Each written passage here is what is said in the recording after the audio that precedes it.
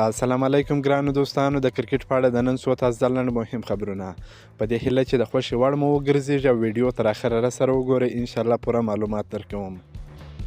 کلکتې لوبډلې له محمد نبي سره مخه شوه کړه. د هند پریمیر لیګ یا آی پی ایل کې د کلکتې نایټ رایډرز لوبډلې د افغانستان کرکټ ملي لوبډلې له مخکیني لوبډلمشر محمد نبي سره مخه شوه کړه او په راتلونکي فصل کې به ورسره نه لوبیږي. محمد نبي تیر کال د آی پی ایل بولۍ کې د کلکتې نایټ رایډرز لوبډلې لخوا په 1 کروڑ هندۍ روپۍ واخیستل سو، خو په ترسره سوو لوبو کې محمد نبي ته چانس نه ورکول سوی. اوس دغه لوبډلې اعلان وکړ چې محمد نبي دوی د ځان سره نه دی ساتلی، په همدې اساس به محمد نبي بولۍ ته وړاندې کیږي او د بولۍ له لارې به یې بله لوبډله واخلي. خو همدې کلکتې لوبډلې له ګجرات ټرینټس لوبډلې سره د افغانستان ویکټ ساتونکی توپوهونکی رحمان الله ګربز اخیستی دی او په راتلونکي پړاو سیالیو کې به له کلکتې نایټ رایډرز لوبډلې سره ولوبیږي. ګربز د 2022 کال آی پی ایل سیالیو لپاره د ګجرات ټرینټس په لوبډله کې د انګلستان د توپوهونکي جیسن رای پر ځای شامل شوی و، خو هغه په تیر فصل کې په کومه لوبه کې لوبه ونه کړه. یو بل تازه او ښه خبر، د 2023 کال آی پی ایل لیګ لپاره رحمان الله ګربز له کلکتې لوبډلې سره پاتې سو،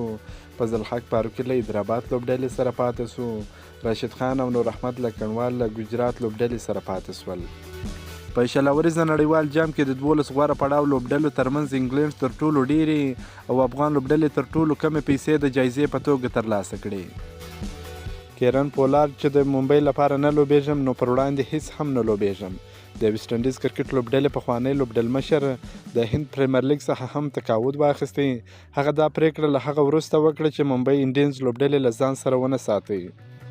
کیرن پولارد په دې اړه وویل ما د ممبۍ انډینز لوبډلې له مشرانو سره خبرې وکړې، هغوی راته وویل چې موږ غواړو یوه ځوانه لوبډله برابره کړو، نو ما ښه وګڼله چې دغه لیګ پرېږدم ځکه چې د ممبۍ لپاره نه لوبیږم نو پر وړاندې هیڅ هم نه لوبیږم.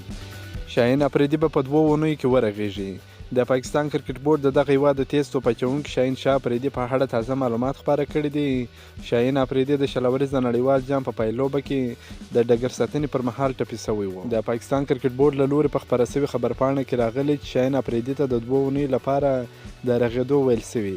شاهین افریدي د نړیوال جام په پیلوبه کې د هیري بروک د کیچ نیولو پر مهال ټپي سو. پی سی بي وایي د دوشنبې په سهار پاکستان ته د لوبډلې له روانېدو څخه مخکې شاهین افریدي زنګون سکین سوی و او په سکین کې کوم ټپ نه دی په ډاګه سوی.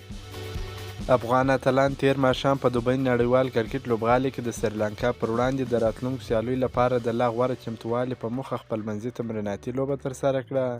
د سریلانکا پر وړاندې د یادې لوبلړۍ لومړۍ لوبه به د روانې نومبر میاشتې په 25مه نیټه ترسره شي. که مو دا ویډیو خوښه شوې درسره لایک کړئ او د خپلو ملګرو سره یې هم شیر کړئ. د نور تازه معلوماتو لپاره هم زموږ سره اوسئ. تر بلې ویډیو پورې د الله په امان.